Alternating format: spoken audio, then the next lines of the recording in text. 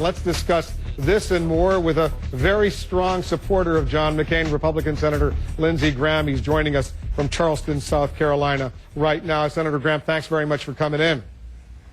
Yes, sir. Glad to be with you. Nouri al-Maliki told Der Spiegel, and we went back, looked at the original Arabic, how it was translated into German, and he said, you know what?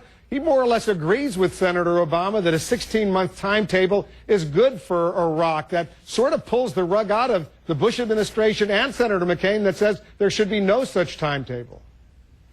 As I understand what he said in his statement that followed the Der Spiegel interview was that everything is conditions-based. I wish we could bring the troops home tomorrow, but it's going to be based on what we leave behind. This whole idea of how you leave Iraq is important, but we've got to remember the goal is to leave Iraq behind where we won, the terrorists and Iran lost. That's the goal, and the way you do that is make sure that troops come home based on conditions, not artificial timetables. Maliki has not endorsed an artificial timetable. It's always conditions-based, and Senator Obama just says 16 months without conditions, but even, which is undercutting. But Senator, the Prime Minister, in that answer to Der Spiegel, he himself volunteered that 16. He referred to what Barack Obama said. He himself said that 16-month timetable sounds more or less pretty good to him.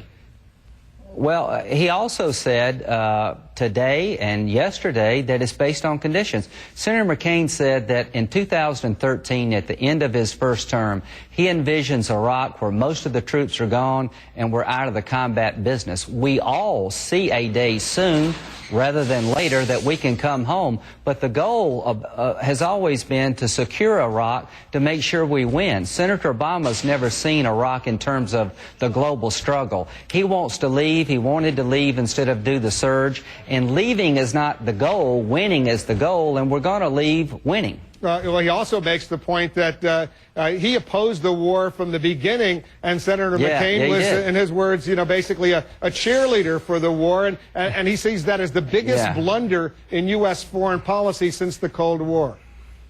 All I can tell you is that a world with Saddam Hussein is not a better world.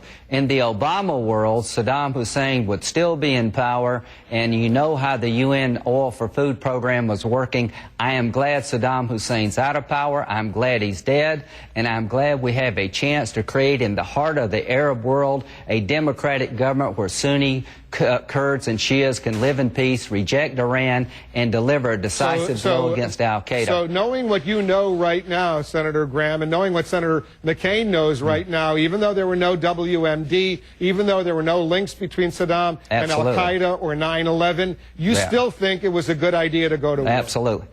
I am glad that the Saddam Hussein regime is over. I'm glad that a democracy is beginning to emerge in the heart of the Arab world. We screwed this thing up 100 ways after the fall of Baghdad. The surge saved Iraq from chaos. Senator Obama said no to the surge. He said it would fail. He was wrong. We're on the verge of winning. And when he comes back from Iraq, I wish he would acknowledge two things: that the surge worked and we're going to win. The other point he's making is that the U.S. took the eye off the ball, the al-Qaeda Taliban ball in Afghanistan, devoted energy to Iraq, and right now we're paying potentially a very disastrous price in Afghanistan, which he sees as the heart of the war on terror right now, because we neglected Afghanistan at the expense because of Iraq. You want to respond to that charge? Yeah, I would. The heart of the war is not a place, it's an idea. The reason al-Qaeda followed us into Iraq is the worst nightmare for the al-Qaeda bin Laden regime to have a group of Sunni Kurds and Shias living together in peace, where a woman can have a say about her children. So al-Qaeda came to Iraq to make sure that this experiment in democracy would fail, because it would be a big blow to their agenda. The biggest success of all from the surge is that Muslims in Iraq turned on al-Qaeda. With our help, they delivered a punishing blow to al-Qaeda. The biggest loser in the surge has been al-Qaeda. You got to win in Iraq, and you also have to win in Afghanistan. To say that Iraq was not central to the overall war on terror misunderstands what would happen if you lost. If we lost, Iran would fill a vacuum. They would be stronger. If al-Qaeda had run us out of Iraq, then they would claim victory, and moderation would be really hard to find in the Mideast. So we're winning in Iraq, and that will help us win in Afghanistan. All right, Senator Graham, thanks very much for coming in.